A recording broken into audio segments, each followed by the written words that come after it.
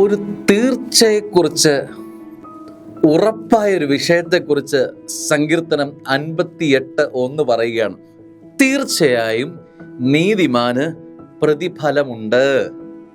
അപ്പോൾ അതിൻ്റെ അകത്തൊരു ഉറപ്പില്ലായ്മയില്ല. സംഭവിക്കാം, സംഭവിക്കാതിരിക്കാം എന്നൊരു വിഷയമല്ല. ഒരു തീർപ്പ്. വചനം സത്യമാണ്, അത് നിറവേറുക തന്നെ ചെയ്യും. വചനം പറയുക, തീർച്ചയായും നീതിമാന് പ്രതിഫലമുണ്ട്. സ്നേഹിതരെ, അത് ഇമ്മീഡിയറ്റ് ആവണമെന്നില്ല, അത് നമ്മൾ കാണുന്ന വിധത്തിലാവണമെന്ന് നിർബന്ധമില്ല, അത് മനുഷ്യൻ മനസ്സിലാക്കുന്ന വിധത്തിലാവണം. പ്രതിഫലമുണ്ട്. അത് നീതിയോടെ ജീവിക്കുന്നവന് സ്വർഗത്തിന്റെ പ്രതിഫലം ഉറപ്പായും ലഭിക്കും എന്ന് വചനം തരികയാണ്. നീതിയോടെ ജീവിക്കാൻ അത് നമുക്കൊരു തീരുമാനമെടുക്കാം.